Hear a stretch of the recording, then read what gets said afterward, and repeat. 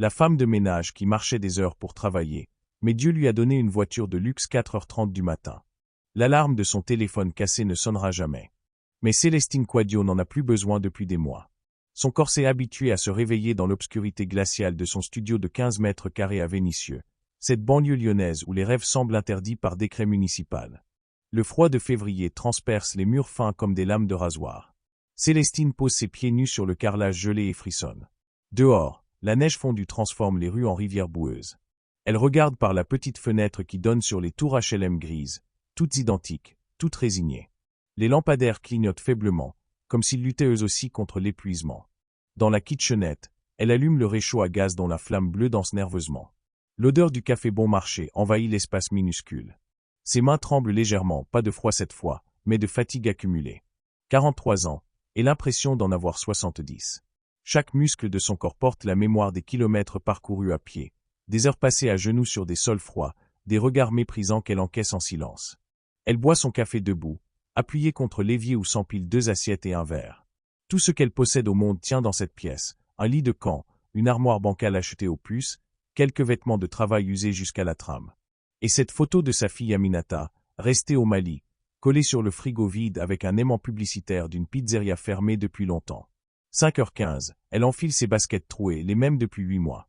La semelle droite se décolle progressivement, laissant entrer l'humidité à chaque pas. Elle a calculé qu'il lui faudrait économiser pendant 3 mois pour s'en acheter des neuves. 3 mois à marcher dans l'eau glacée, 3 mois à sentir le bitume froid sous ses pieds meurtris. Dans le couloir de l'immeuble, l'éclairage automatique grésille et s'éteint. Elle connaît le chemin par cœur dans le noir, 17 marches jusqu'au rez-de-chaussée, tourner à droite après la boîte aux lettres défoncée, pousser la porte vitrée dont la serrure ne ferme plus depuis des années. L'air glacé de février la gifle instantanément. Ses poumons se contractent sous le choc thermique. La première partie du trajet traverse le quartier endormi de Vénissieux. Ses pas résonnent sur l'asphalte mouillé, seul signe de vie dans ce décor urbain désolé. Les façades lépreuses des immeubles défilent comme des sentinelles muettes. Parfois, une fenêtre s'éclaire, un insomniaque, un travailleur de nuit qui rentre, une mère qui berce son enfant malade. Célestine se demande toujours quelles histoires se cachent derrière ces rectangles de lumière jaune. Au bout de 20 minutes de marche, elle atteint la première ligne de bus. Mais à cette heure-là, les transports publics de banlieue ressemblent à une loterie cruelle. Le panneau indique « Prochain bus, 6h42 ». 1 heure d'attente dans le froid. Elle regarde l'abribus vandalisé, les vitres brisées qui ne protègent de rien, et prend sa décision habituelle, continuer à pied. La route qui mène vers le centre de Lyon s'étire devant elle comme un ruban noir interminable. Célestine serre sa veste de travail contre sa poitrine et accélère le pas. Elle connaît chaque fissure de ce bitume, chaque nid de poule, chaque plaque d'égout glissante. Ses pieds ont mémorisé cette géographie de l'effort, cette cartographie de la survie. Les premiers camions commencent à circuler. Leurs phares balaient la route, l'aveuglent momentanément avant de disparaître dans un rugissement de moteur diesel. Certains chauffeurs ralentissent en la voyant, surpris de croiser une femme seule sur cette route industrielle à une heure si matinale. Personne ne s'arrête jamais. Dans ce monde-là, chacun porte sa croix en silence. Au niveau du pont qui enjambe l'autoroute A7, le vent devient plus violent. Il s'engouffre entre les structures métalliques avec un sifflement sinistre qui glace les os. Célestine remonte sa capuche et baisse la tête. En contrebas, les voitures filent à toute allure vers leurs destinations inconnues. Elle imagine leurs conducteurs, bien au chaud, écoutant la radio en buvant leur café dans des gobelets en carton. Un monde parallèle, inaccessible. Kilomètre après kilomètre, ses jambes s'alourdissent. La douleur familière remonte le long de ses mollets, s'installe dans ses genoux comme une vieille connaissance importune. Elle a développé une technique pour oublier cette souffrance, réciter des prières, compter ses pas, fredonner des chansons de son enfance à Bamako. Parfois, elle parle à sa fille Aminata, comme si elle marchait à ses côtés. Tu vois, ma chérie, maman travaille dur pour toi. Bientôt, tu pourras venir me rejoindre en France. On aura un vrai appartement, avec le chauffage et une vraie cuisine. Tu iras à l'école comme les autres enfants français, et tu deviendras peut-être médecin, ou avocate, ou ce que tu voudras. Ses rêves murmurés dans le froid matinal sont son carburant, son oxygène, sa raison de continuer quand tout son corps hurle d'arrêter. À 6h45, elle traverse les premiers quartiers résidentiels de Lyon. Les maisons individuelles remplacent progressivement les barres d'immeubles. Des jardins bien entretenus, des voitures garées dans des allées privées, des fenêtres aux rideaux tirés derrière lesquelles dorment des familles entières. Célestine ralentit parfois devant ces façades coquettes, imaginant la chaleur qui règne à l'intérieur, les petits déjeuners pris en famille autour d'une table, les enfants qui rechignent à sortir de leur lit douillet. L'odeur de pain chaud s'échappe d'une boulangerie qui vient d'ouvrir. Son ventre se contracte douloureusement. Elle n'a rien mangé depuis hier midi. Un reste de sandwich trouvé dans une poubelle de bureau, encore emballé dans son plastique. La faim est devenue une compagne constante, une sensation sourde qu'elle a appris à ignorer comme le reste. Rue Victor Hugo, les premiers commerces lèvent leurs rideaux métalliques avec des claquements secs qui résonnent entre les immeubles haussmanniens. Les façades ocre et beige de la presqu'île lyonnaise se parent lentement des premières lueurs de l'aube. Célestine accélère encore. Elle connaît ses horaires par cœur. 7h30 chez Madame Leclerc, avenue Foch. Pas une minute de retard toléré. Dans les vitrines illuminées, les mannequins exhibent des vêtements qui coûtent plus cher que son salaire mensuel. Des robes à 300 €, des chaussures à 150 €, des sacs à main qui dépassent les 500 €. Elle détourne le regard, écœurée par cette obscénité de l'abondance étalée avec tant de désinvolture. Un jogger la dépasse en soufflant bruyamment, équipé de sa montre connectée et de ses chaussures techniques à 200 €. Il ne la voit même pas, concentré sur ses performances sportives matinales. Pour lui, courir est un plaisir, un choix de vie saine. Pour elle, marcher est une nécessité, une condamnation silencieuse. À 7h20, elle grimpe les dernières marches de l'avenue Foch. Ses mollets brûlent, ses poumons sifflent, ses pieds saignent probablement dans ses baskets imbibées d'eau. Mais elle est arrivée à l'heure. Comme toujours. Comme chaque jour depuis 18 mois. Devant l'immeuble bourgeois aux façades de pierre blonde, elle reprend son souffle et ajuste sa tenue. Il faut qu'elle ait l'air présentable, professionnelle, invisible. Madame Leclerc n'aime pas qu'on lui rappelle l'existence de la misère sociale. Elle préfère croire que sa femme de ménage apparaît par magie chaque matin, fraîche et souriante, sans histoire personnelle ni difficulté financière. Célestine sonne à l'interphone. La voix sèche de sa patronne grésille dans le haut-parleur. « Vous êtes en retard de 2 minutes. » Le cœur de Célestine s'emballe. 2 minutes. Après 2h30 de marche dans le froid. Après avoir traversé la moitié de Lyon à pied. 2 petites minutes qui pourraient lui coûter son travail. « Je suis désolé, Madame Leclerc. Il y avait des travaux sur la route. Je montais. Et que ça ne se reproduise pas. » Le portail s'ouvre avec un déclic électronique. Célestine pousse la lourde porte en fer forgé et pénètre dans le hall de marbre rose. Ses baskets trempées couinent sur le sol immaculé. L'ascenseur en laiton doré l'emmène au 5e étage, dans un silence feutré qui contraste violemment avec le vacarme urbain de son long périple matinal. Madame Leclerc l'attend déjà sur le palier, vêtue de sa robe de chambre en soie écrue. 50 ans, chirurgie esthétique évidente, regard d'acier derrière des lunettes de créateur. Elle détaille Célestine de la tête aux pieds avec une expression de dégoût à peine dissimulée. « Vous êtes trempée. Vous allez salir mon parquet. Je vais me changer immédiatement, madame. Faites donc. Et débarrassez-moi de ces chaussures répugnantes. » Célestine enlève ses baskets et les pose délicatement près de la porte d'entrée. Ses chaussettes sont trouées au talon, tachées de sang là où la peau a cédé sous la friction. Elle espère que Madame Leclerc ne remarquera pas. Dans la lingerie, elle enfile son uniforme, une blouse grise anonyme qui sent la javel et l'humidité. Face au miroir, elle observe son reflet. Ses yeux cernés, ses joues creusées par la fatigue et la malnutrition, ses mains crevassées par les produits chimiques. À 43 ans, elle ressemble à sa grand-mère dans ses souvenirs d'enfance. « Célestine, qu'est-ce que vous fabriquez ?» La voix de Madame Leclerc claque comme un fouet dans l'appartement silencieux. Célestine ferme les yeux, inspire profondément, et se compose un sourire de façade. Une nouvelle journée de labeur commence. Comme hier. Comme demain.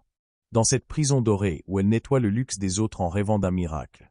Mais ce matin-là, alors qu'elle empoigne son seau et ses produits d'entretien, Célestine ne sait pas encore qu'un événement extraordinaire va bouleverser sa vie de manière totalement inattendue.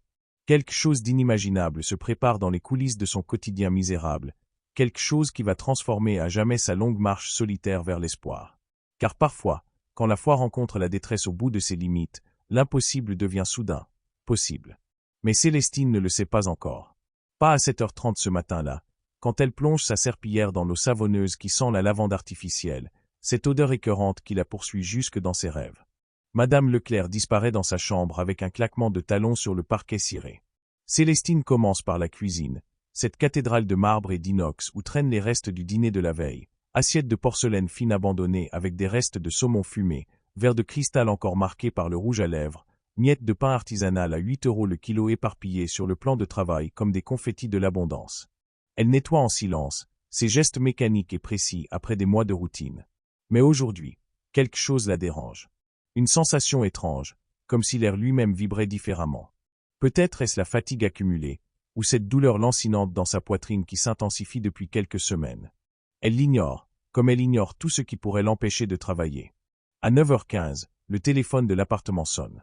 Madame Leclerc décroche avec cette voix mielleuse qu'elle réserve à ses relations mondaines. « Allô, chérie. Oui, j'ai reçu ton invitation. Mais bien sûr que je serai là.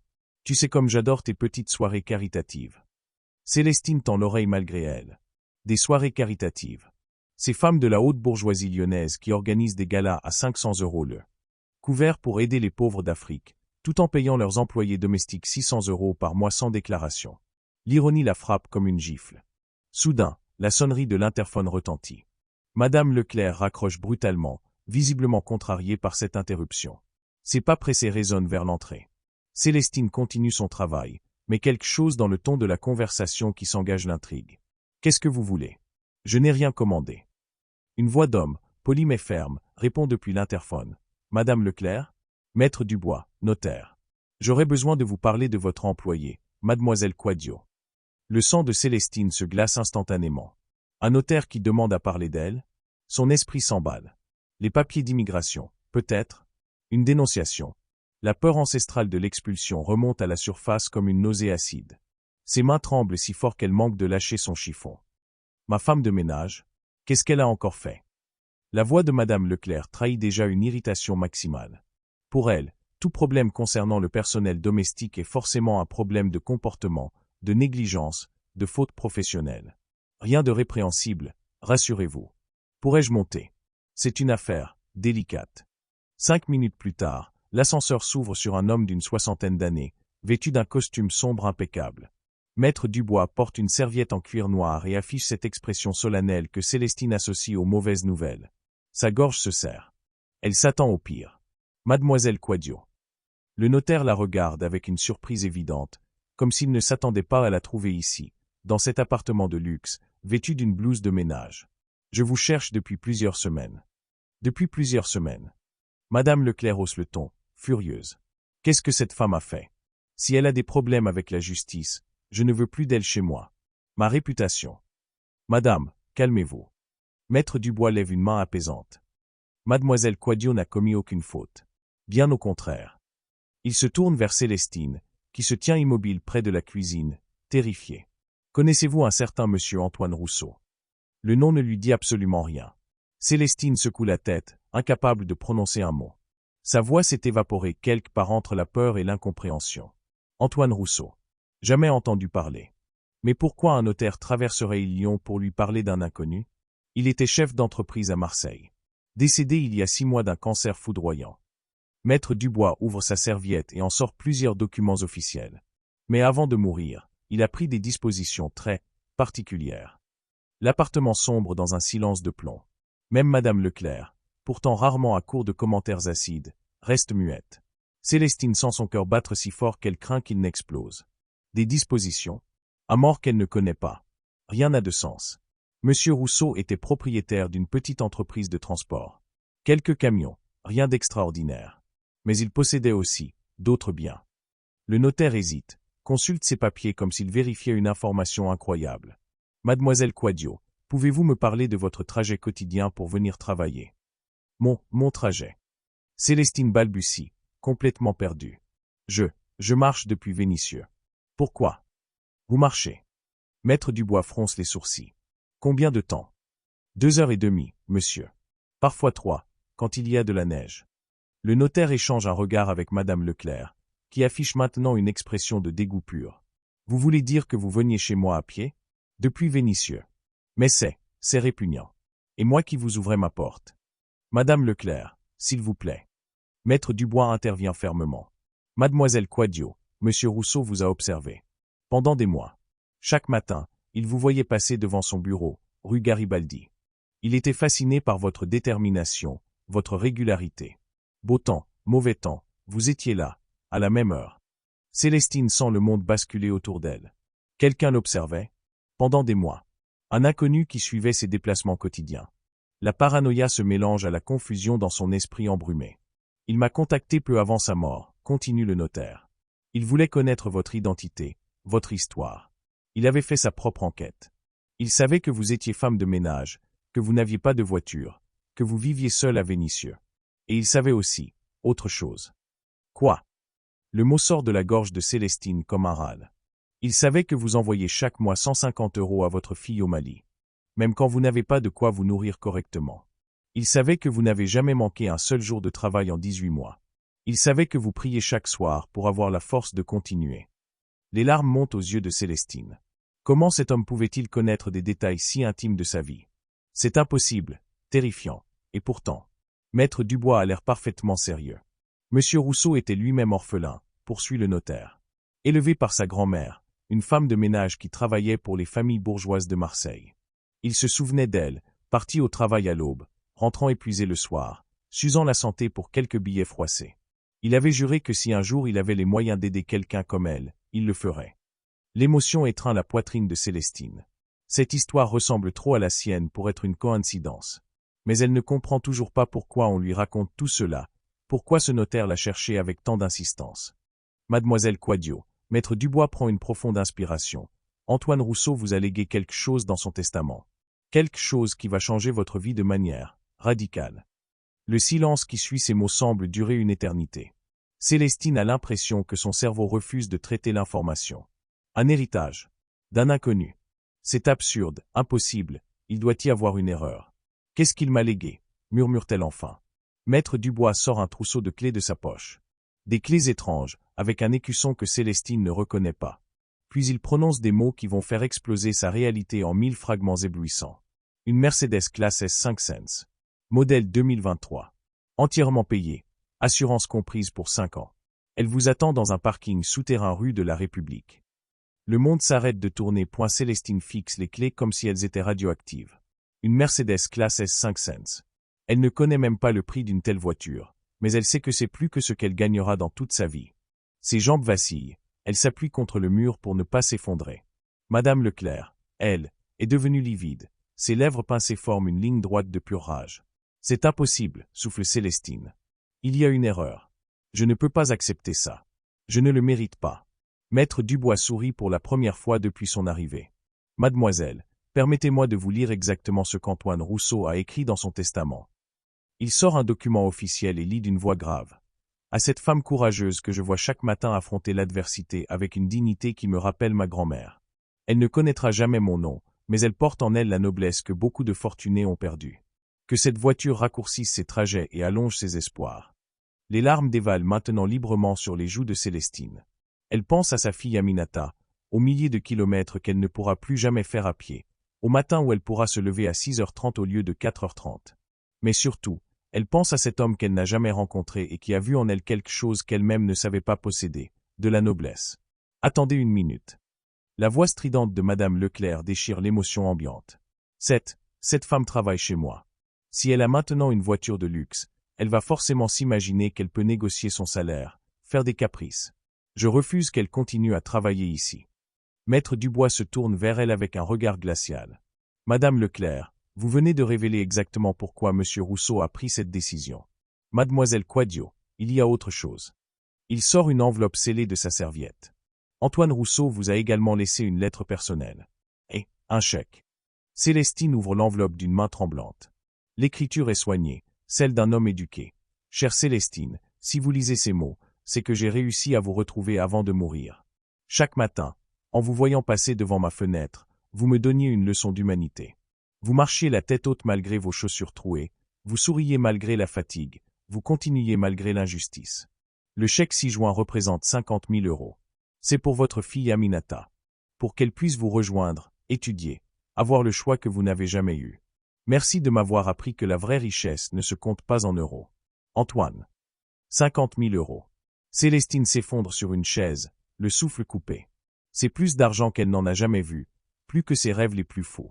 Aminata pourra venir en France, aller à l'université, devenir tout ce qu'elle voudra. L'impossible devient réalité sous ses yeux ébahis.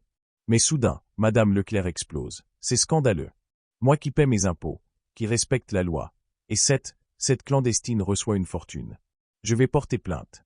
Ce testament est forcément falsifié. Elle se rue vers son téléphone, composant déjà un numéro. Allô, Maître Bertrand. J'ai besoin de vous, c'est urgent. Maître Dubois reste parfaitement calme. Madame, tous les documents sont authentiques et légaux. Mademoiselle Quadio n'est pas clandestine, elle possède un titre de séjour valide. Et surtout, il marque une pause théâtrale. Antoine Rousseau était votre oncle. Le téléphone s'écrase au sol. Madame Leclerc devient blanche comme un linge. Mon oncle. Antoine Rousseau. Mais c'est impossible. Il est mort il y a 20 ans. Non, madame. Il a simulé sa mort pour échapper à votre famille.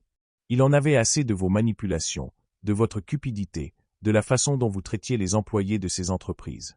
Il a tout recommencé à zéro à Marseille sous une nouvelle identité. Quand il a appris que vous exploitiez mademoiselle Quadio en la payant en liquide pour éviter les charges sociales, il a décidé de réparer cette injustice à sa manière. Le plot twist frappe comme un coup de tonnerre. Célestine réalise soudain l'ironie tragique de la situation. L'homme qui vient de changer sa vie était l'oncle de celle qui l'exploitait. Antoine Rousseau a choisi de donner sa fortune à une inconnue plutôt qu'à sa propre famille, parce qu'il avait reconnu en elle les valeurs que les siens avaient perdues. Madame Leclerc s'effondre dans son canapé de cuir blanc, décomposé. Toute cette fortune familiale qui lui échappait, donnée à sa femme de ménage. L'humiliation suprême, l'ironie du destin poussée à son paroxysme. Célestine se lève lentement, retire sa blouse de travail, et la pose délicatement sur la table basse. Madame Leclerc, je démissionne. Et je vous souhaite de trouver un jour ce que votre oncle avait vu en moi. 6 mois plus tard, Célestine conduit sa Mercedes classe S sur l'autoroute A7 qui mène à l'aéroport de Lyon. À ses côtés, Aminata, 16 ans, découvre la France par la fenêtre avec des yeux émerveillés. Dans le rétroviseur, Célestine aperçoit Vénitieux qui s'éloigne définitivement. Elle n'aura plus jamais à marcher 2 heures et demie dans le froid. Elle n'aura plus jamais à subir l'humiliation silencieuse. Elle n'aura plus jamais à choisir entre se nourrir et envoyer de l'argent à sa fille. Grâce à un inconnu qui avait le cœur d'un ange et qui a prouvé qu'il suffit parfois d'une seule personne pour changer un destin. Antoine Rousseau n'avait pas seulement donné une voiture à Célestine. Il lui avait rendu sa dignité, son espoir, et surtout, il avait rendu possible l'impossible. Et vous, qu'en pensez-vous? Cette histoire incroyable vous a-t-elle touché? Pensez-vous que les miracles existent vraiment ou que tout est une question de karma? Abonnez-vous à la chaîne si cette histoire vous a ému et que vous voulez découvrir d'autres récits extraordinaires comme celui-ci. Dites-nous en commentaire de quelle ville de France vous regardez cette vidéo. Paris, Lyon, Marseille, Toulouse. On veut connaître notre communauté. Et surtout, partagez cette vidéo autour de vous, car tout le monde mérite de croire encore aux miracles.